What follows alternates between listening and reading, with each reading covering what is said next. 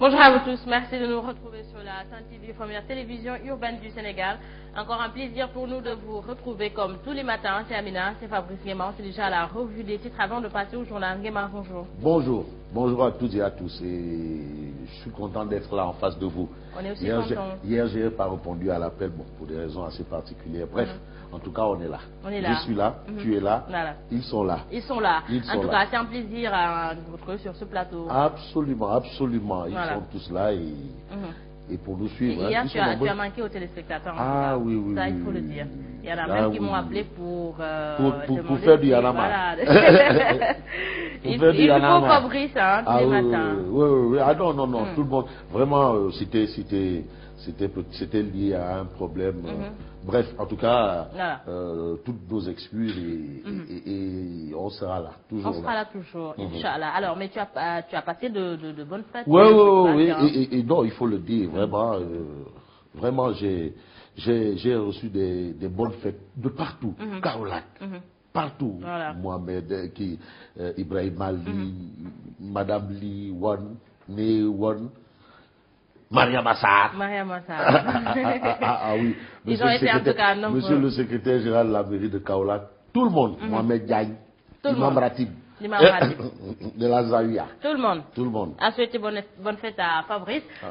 Également, tu as passé la fête avec nos amis du coin. Ah oui. Paul, Coco, Bouchou, tout le monde. Tout le monde. On a passé tous la fête ensemble. C'est bien. Ouais, c'est bien, Nguema. Maintenant, on met les pieds dans le plat. Dans le plat. On démarre avec commence par la tribune. La tribune. Et la tribune parle de la sûreté urbaine qui investit les librairies.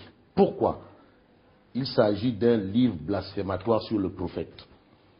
Alors, le livre s'est retrouvé au niveau des librairies. Aujourd'hui, la sûreté urbaine investit ces librairies. Il faut souligner, d'après la tribune, qu'un stock de plusieurs livres ont été retirés sur ce livre parce que c'est un livre blasphématoire. Et certains responsables des librairies ont été entendus sur procès verbal. Ça veut dire, selon la tribune, que l'enquête est sérieuse et la sûreté urbaine est en train de faire son boulot. Ne badine pas. Ne badine pas, ne joue pas, ne rigole pas. Alors, sur la 7e édition de la FIARA, Foire internationale ARA, Aminata Mbengue Ndiaye affiche sa satisfaction. Aminata Mbengue Ndiaye est contente, comme un enfant qui vient de recevoir son premier cadeau. Parce que vraiment ça se passe tout nice. Mamadou Lamine Diallo, toujours à la une de la tribune. Maki et Beno Bokiaka ont perdu 29,6% de leur électorat en 4 ans. C'est une lecture, c'est au sorti du référendum. Alors, est-ce que c'est une lecture scientifique ou mathématique ou quoi? En tout cas, ce sont ses propos. C'est une lecture. Cheikh Issa Sall, DG de l'ADM, l'agence de développement municipal, qui dit une chose assez intéressante. À l'APR, on doit faire moins de politique et travailler plus. Plus. Ça veut dire que ça reste. Ça reste. Beaucoup. Il faut travailler. Encore, c'est eux-mêmes qui ont dit au travail. Au travail. Ouais, au travail. Même si mon ami... plus d'efforts et moins de paroles. Voilà. Il faut plus travailler et moins de paroles. Moins de paroles. Parce que seul le travail paye. Lutte contre l'insécurité. La police décapite la célèbre bande de la Médina. Donc il y avait une bande au niveau de la Médina, qui faisait un sale boulot et la police... Qui dictait leur loi. Ah voilà, qui dictait leur loi. La police a décapité la bande de la Médina selon la tribune. Le populaire. Le populaire parle de tension au niveau de Grand Médine. On en parlait d'ailleurs une fois, Grand Médine, HLM Grand Médine. Médina. Grand Médine. C'est juste à côté du stade Léopold Sédar Senghor.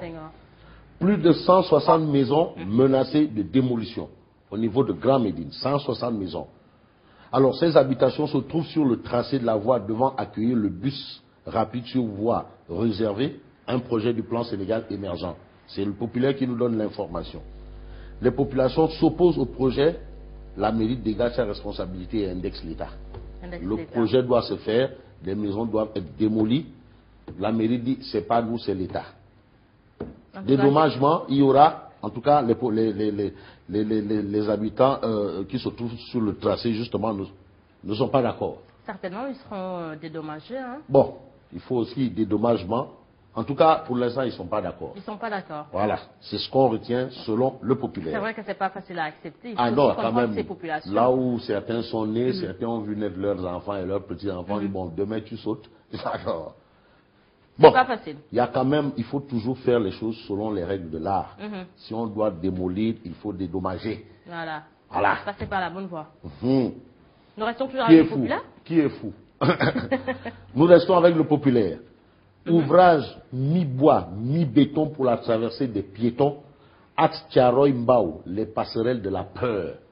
Tu sais, on a mis des passerelles provisoires. Provisoires. En tout cas, ça fait peur. Hein. Ça fait peur. Ça fait peur. La Géroute annonce des passerelles définitives d'ici la fin du mois. D'ici la fin du mois. Mais en attendant, le populaire rappelle qu'au moins 24 morts en 2 ans à hauteur de Jaksao, c'est ce qu'on dénombre, à cause de ces passerelles de la mort qui font peur.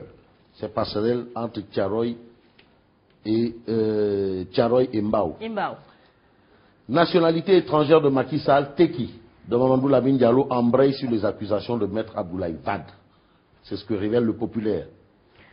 Macky Sall qui sera dans la banlieue le 7 avril. Le 7 avril. En tout cas, Mamadou Lamine Diallo a fait un peu... il est un peu revenu sur la tête. Il a secoué le cocotier. Il a remué le cocotier.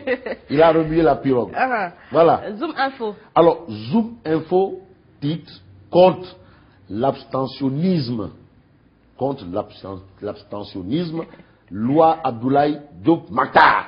Parce qu'il ne faut pas confondre, il y a Pape Diagne Bassirou et Abdoulaye Diop Makhtar. Voilà. Loi Abdoulaye Diop Makhtar. Pour le vote obligatoire au Sénégal. Au Sénégal. Ça, c'est ce que propose Abdoulaye Diop Makhtar. Réumi quotidien. Mais maintenant, Réumi quotidien sur Abdoulaye Diop Makhtar. Sur le vote obligatoire. Un dictat contre le peuple. C'est ce que titre Réumi quotidien ce matin. Mais est-ce que également le Sénégal atteint vraiment un niveau où on peut rendre le vote obligatoire? Ça, c'est pour cela que Réumi parle de dictat contre le peuple. Non. C'est bien beau de proposer quand même des lois. Mais quand même, Abdoulaye Diop Makhtar. Sur l'applicabilité de ces lois aussi, c'est important. Parce que la dernière fois, il demandait à Macky Sall de dire qui est le grand Serigne de Dakar. Qui est le grand Serigne de Dakar. Mais en tout cas, on a la réaction de Pape Diagne Bassirou, qui dit non, mais Macky Sall n'est pas l'ébou. Et ça concerne les lébous. Hein? Ça ne concerne que les lébous. Alors, c'est antidémocratique selon Nyokhobaye Diouf. Un dictat, un vote obligatoire au Sénégal, c'est antidémocratique selon, bien entendu, Nyokhobaye Diouf, et c'est Réumi qui titre un dictat contre le peuple. La proposition de Abdoulaye Diop Makhtar. Les gens sont libres de voter, mais aussi de ne pas voter. Ah, Abdoulaye Diop Makhtar, c'est ce qu'il a dit. Makhtar. On verra si ça passera ou pas. On attend peut-être la position de Pape Diagne Bassirou. Voilà. Sud Quotidien. Sud Quotidien parle de l'évaluation du référendum et attaque contre l'opposition. Macky 2012 se positionne. Alors, Macky 2012 multiplie des frappes à l'arme lourde. Avec le Tché de Kaolack, Moustapha Fall Tché, alias le Tché de Kaolack. C'est lui qui est le patron de Macky 2012. Depuis le départ de Mohamed Diagne. Donc, les républicains d'Omu Réumi. Macky 2012, républicain d'Omu Réumi. Républicains d'Omu Réumi, en tout cas, on est tous concernés. Hein. Ah ouais. D'Omu Réumi, c'est d'Omu Réumi, c'est tout le monde. Ouais. Des regards au quotidien. Des regards au quotidien parlent du remaniement ministériel en vue. On l'a annoncé. On en parle depuis. Macky dans l'embarras. Si on lit un peu les explications de mon confrère Ablaye Ndiaye des regards au quotidien, on finira par avoir un gouvernement de près de 50 ministres. Et c'est pour ça, Macky... Ça, c'est pas la lecture, hein. On nous a dit 25. On est monté à 32, maintenant on va aller à 45. À 40. Appel au dialogue du chef de l'État Idrissa Seck rejette la main tendue de Macky Sall, révèle les regards au quotidien. Regards au quotidien. Certainement, c'est trop tard pour lui. Appel au dialogue. C'est vrai que le dialogue, c'est toujours important. C'est toujours important. Peut-être dans le cadre de la mise sur pied du chef de l'opposition, on aura peut-être cette... Mais bref, en tout cas, En tout cas, pour ça, ils auront besoin de se regrouper et essayer de voir quand même. Namal Kadior, ancien spermatozoïde, futur cadavre. On se rappelle de cette phrase. Libération. Alors, enrichissement illicite d'une opération d'un opérateur de téléphonie, c'est une interrogation. Wad et Ndongo Diao ont offert 8 milliards à Expresso. 8 milliards. C'est beaucoup d'argent. C'est beaucoup de sous. Au commencement, était un effacement de plus d'1 milliard de francs CFA. Et Libération nous livre la lettre dictée par l'ancien président à Guirassy et qui est venu tordre le bras à tout le monde. Libération. Ça, c'est une bombe à fragmentation. En tout cas, les révélations, c'est l'affaire de Libération. Ah non, ça, voilà. Je sais, mon jeune frère, c'est le quotidien des grandes révélations. Cheikh Mbacké Guissé, lui, c'est...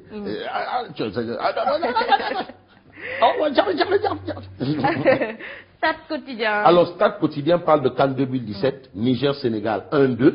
C'est le Sénégal qui est allé gagner au Niger. Les Lions virtuellement qualifiés.